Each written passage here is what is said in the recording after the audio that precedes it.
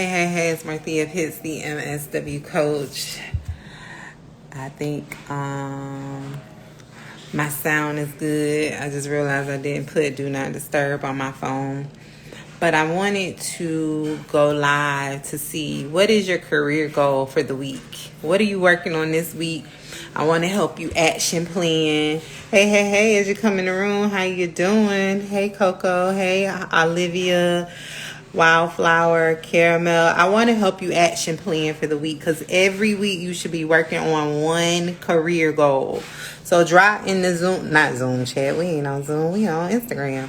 Drop in the Instagram chat. What is your one career action item that you are doing this week? What is the one thing you're executing on? And I'm gonna help you create a game plan to tackle that one goal for the week. This is something that I do every week with my coaching clients. When we have coaching calls, our weekly coaching calls, I always end the call, halfway between the call, with having them drop what their one action step is going to be for the week. And then I help them strategize on and create a plan of action to achieve that one goal for the week. And I help them troubleshoot and come up with a solid strategy to achieve it. This is a large part of how my people get wins, get macro jobs, is because we break it down into weekly steps. So if you want me to help you strategize for the week, drop in the Instagram chat, what is your one action step for the week? Are you going to apply to jobs? Are you going to practice interviewing? Are you going to insert your theme? Drop in the Instagram chat. What is your one action step? What is the one thing you're working on? Now, let me tell you this while you're dropping it. Social workers have a tendency to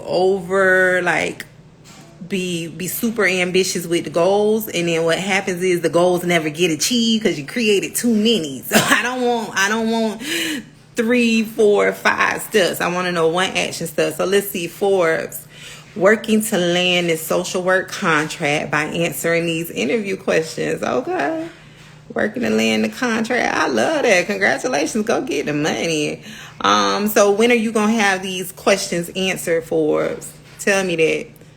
Okay, so it's for a traveling position. So Forbes is working on landing a traveling social work contract, and they need to answer the interview questions. Give me a hard, definitive date of when you're going to answer these questions, Forbes. What's happening? Why haven't you already answered them? Give me some. Okay, so today. I love it. So let's get these questions answered. The money is waiting on you. Do you need help? Not even troubleshooting, but do you need some strategy assistance on how to answer the questions? Is there one that's been troubling you? Let me know and I'll help you work through it. And then God's Child says, I'm working on what I can research for my MSW degree. Okay. What does that process look like for you? I would say, and because we can't talk verbally, but I would say give you a friendly reminder, make certain that you pick a topic that you can tolerate, right? Because you're going to be stuck with it. You're going to be researching and learning all of the things. At least make it on some level something that you're interested in so you can keep your momentum going and you won't be ready to pull out your hair strand by strand. So make certain that your research area of interest aligns with something that you're maybe personally or professionally connected to, but I would love if it's connected to your future career goals. Now, that's just Marthea being a career coach. I would love if you can make it connected to ultimately something that you want to get a job in post-graduation. That's how we make our time work for us, and we flip our experiences to get well-paying jobs. Okay, so Forbes says, I'm fully remote right now, but ready to get out of this. Okay. So you don't want to be remote, so you're a traveling person. Most social workers are, so you're ready to hit the road. I love it. Forbes says, I need help passing the LCSW exam. Laugh out loud. That's about it, so I can move forward. Okay. I don't know if she still does LCS exam prep, but Kimberly Small here on the Instagrams, she's my favorite Florida social worker because we both from South Florida. But she used to help clinical social workers with like information around licensure, and she was my go-to person for referrals. Check her out. Her Instagram page is Your Healing Insights. If you DM me, I'll send you her page. I think she helped with LCS prep. She the only person that I know that I trust. Real. I want to shift my focus to myself as a professional and less on me as the employee. I hope this made sense. So are you talking about the development of a professional brand? I want to shift my focus to myself as a professional and less on me as an employee. So are you talking about establishing your professional brand in a job or on your own? Give me that context. Tell me. It made sense, but just tell me, are you wanting to do this within a 9-to-5 or are you trying to do something on your own? Gosh, child. Okay, you want to go into policy. So make certain that your research area of interest focuses on something policy related, if at all possible. If it's not possible based on the parameters of your degree program, you need to you need to find creative ways to implement some type of policy related experiences in your research. That way you can be doing two things at one time, right? First, you are creating experiential learning opportunities for yourself, right? So you are essentially creating your own on-the-job training, but it's in the same parameters of your education degree program. And then two, again, like I said earlier, you're mastering these skills, these experiences, these tangible research techniques and things like that to ultimately position you as an expert when you start applying for the jobs. So I would love to see if you find some creative ways to blend in policy experiences. So maybe it's just that you're referencing some policies in order to guide your research or to pick your methodology, whatever your thing is, whatever makes you happy. But I would love to see you blend in some policy if that's your focus, because we are all about flipping, especially these things that social workers love to do for free, which you have to do this, of course, because of your degree requirement. But I'm all about teaching people how to flip from doing all of this free labor to paid working experience. So I want you to really strive to create your own experiential learning opportunities, even if that's like you interviewing some people that do policy. I don't know what the parameters is around your research. But even if that means you interview some policy people or go tour them or learn what their procedures are, whatever the thing is, but try to create as many opportunities as possible for you to get as close to policy as possible so you can then put it on your resume. Let me know if that made sense.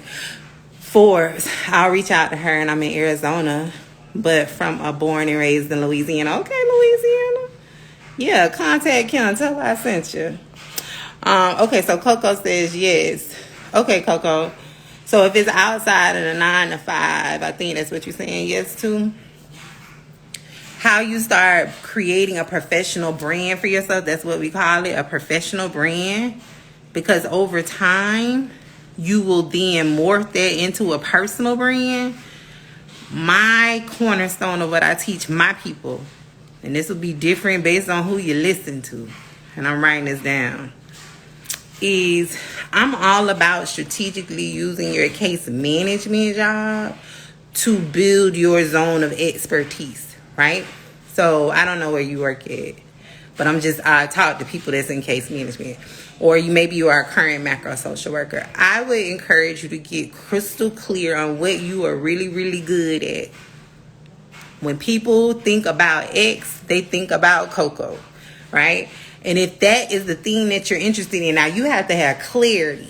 This is why I help people with career clarity. You have to have clarity first on, is this the thing that you're really interested in, or is it just a byproduct of the jobs you've taken and you just become synonymous with this thing? But I would really encourage you to get clarity around what is the one thing that you're better at than anybody else that you know.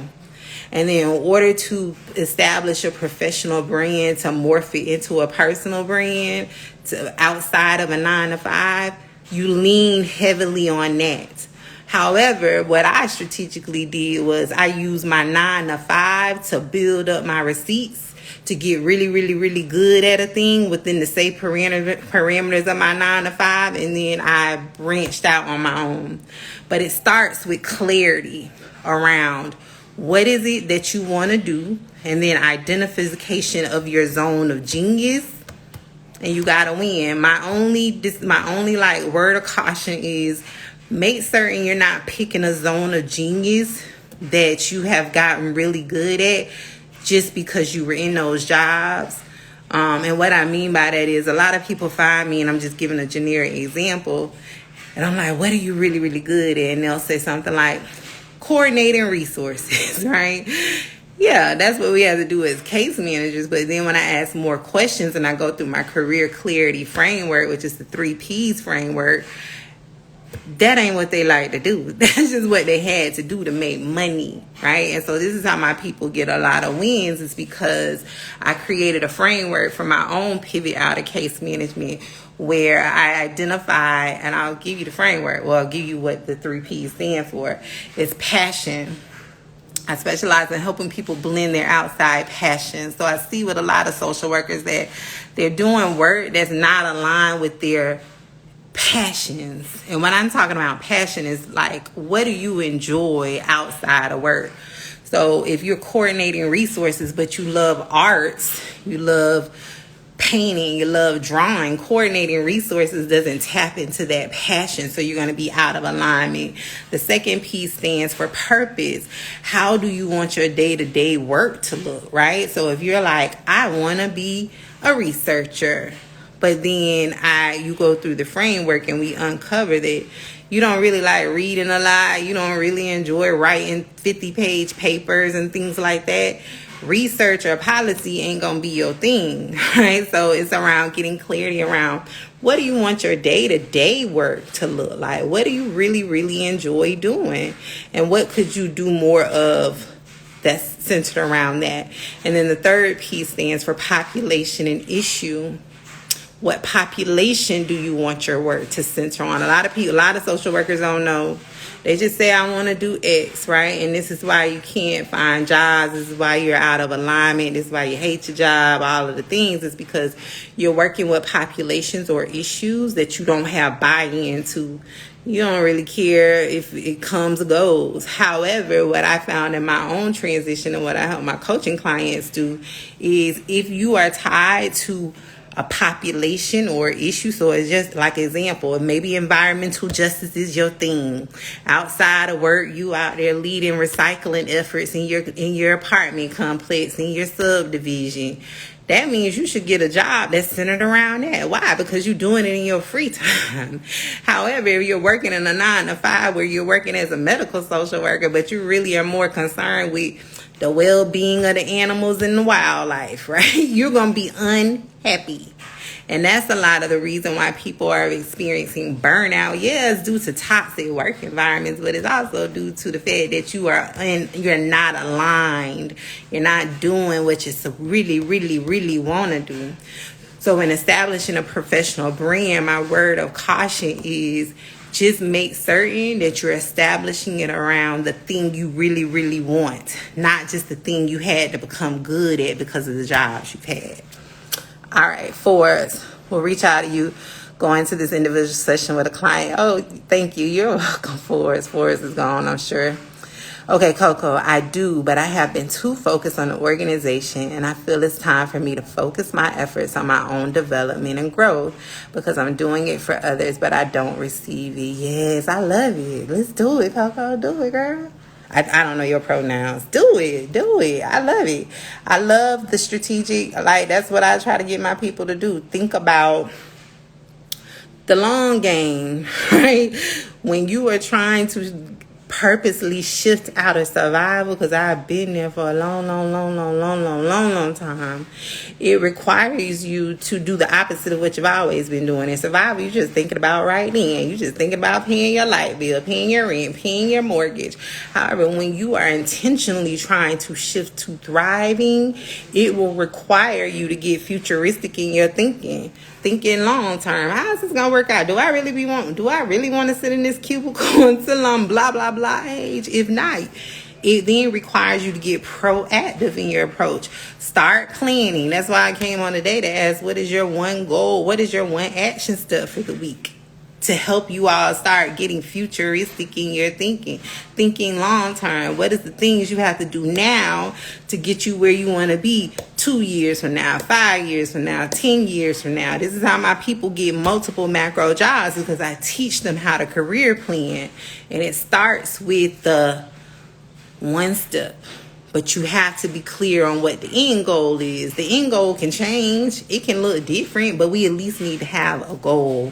I heard somebody say the other day on TikTok, he said, people spend more time planning a 2-week vacation than they spend planning out their life. Ooh, I had to stop. I was like, I'm going to use that one.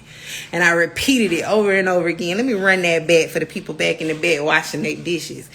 People spend more time planning a 2-week vacation than they do their lives. I said, that's the cornerstone of what I'm teaching the people. That's what I'm teaching you. We over here trying to map out our life. How can we curate a life of ease? Put that in your front pocket and carry it with you, because it blessed me that morning when he said that. Okay, guys, child said it does make sense. I'm glad. Goods by girl who is in Arizona. I'm here as well. I think Forrest left. I think Forrest is in Arizona. God's child, LOL reading. Not my favorite thing. I might have to adjust that policy. Yes, God's child. Don't do it. Don't do it to yourself. Don't do it. And I can say this firsthand. I've had a policy job that was on my career plan. But just so you know, like, policy is reading, writing. Reading, writing. I showed one time on my Instagram stories the actual 500-page act that I used to work from every day in my policy job. It's called the Workforce Innovation and Opportunity Act.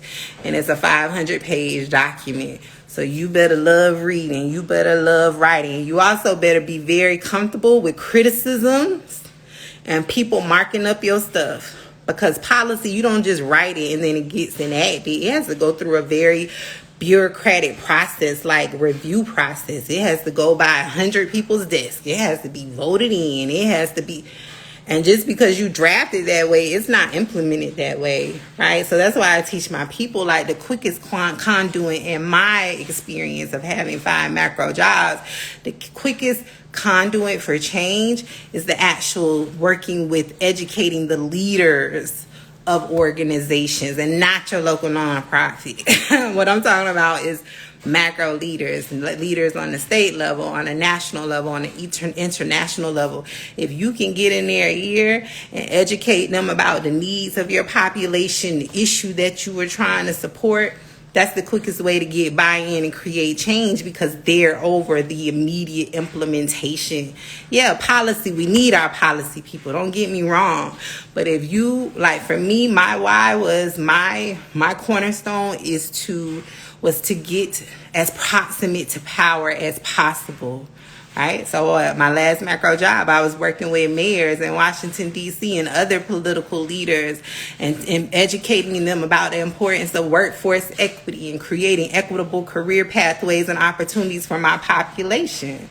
Right, that was the quickest conduit to change, because they would take what I was telling them, teaching them, educating them, providing them training and development around, and create the change right then. It was one convening that I led. It was a national convening, and there were over 100 plus national leaders there. It was university presidents. It was CEOs of major Fortune 500 corporations. It was school district superintendents, workforce development, regional CEOs. And one of the breakout sessions, that wasn't a breakout session, it was actually a session, was around affordable housing. And one of the people actually made a change to their internal process right there in that meeting based on some information that I shared with the group, right? So I just say that there's what I teach my people is there's other options other than policy. But policy is good for my people that love to write, because there are people out there that love to write, they love to read, they love to research. Okay, Coco said that was great. Thank you. You're welcome, Coco. Okay, Coco's pronouns are she and her. God, child, how do you check your alignment? Okay, great question, God, child. I hope you're still here. So how do you check your alignment? Oh, I think you answered it because you said, I got you. Yeah, how you check your alignment is by using the 3 P's framework. Are you really doing the work that you want to do? And it starts with you identifying your outside passions and finding creative ways to integrate that into your career. And then purpose, how do you want your day-to-day work to look like? And then population and issue, what issue do you want your work to center on? And that's what I help people with. That's like the cornerstone of my coaching, is helping people get career clarity, because usually people only know about one aspect of macro social work. However, there are dozens and dozens and dozens, right? I have coaching clients who have landed jobs as philanthropic funders after years of working in social service agencies. I have other people who have gone on to become international macro social workers, where they have landed opportunities at the United Nations in Geneva, Switzerland. I have people who started out on an employee assistance hotline thinking that's all they could do without a license, and now they're being headhunted by R1 universities, and they're working in executive leadership roles in higher education and never worked a day in higher ed. I have people that work as researchers that I've helped go from being a school social worker to a researcher. So there are many, many, many facets. And I spent the last 4 to 5 years compiling a list based on my information based on the knowledge I have about the job market from a workforce development lens. And I've compiled a list of like all of the organizations that do national level systems change work. And so my people go many different ways. Yeah. Okay, I got you. Okay, guys, shall I say, okay, I am. I love you. All right, so I saw a bunch of y'all action plans at the top. I gave strategy. My goal was to come in, do a check in to see what is your action step for the week, and see if you needed help strategizing. I think I did. That I could check it off my list. Guys, child, I'm learning a lot here. Please continue these lives. Okay, guys, child. Look, I'm an introvert. So the introvert been talking all day long today. I'm gonna do my best, and I don't hold me to it. Don't hold me to it. But I encourage you to subscribe to my YouTube channel, because when I'm not in live mode, I at least post a video on YouTube. My YouTube channel is Marthea Pitts. The link is in the bio. Subscribe to my YouTube channel. Just share it with a friend. Tell a friend to tell a friend. But I post there quite frequently. But I will hold it up here. God's child say go live more often. I will try my best. All right. But I'm going to go, y'all. Great work. So work on them action steps. I didn't just come on here to talk. Work on them action steps and keep me updated. Happy macro career planning. Bye.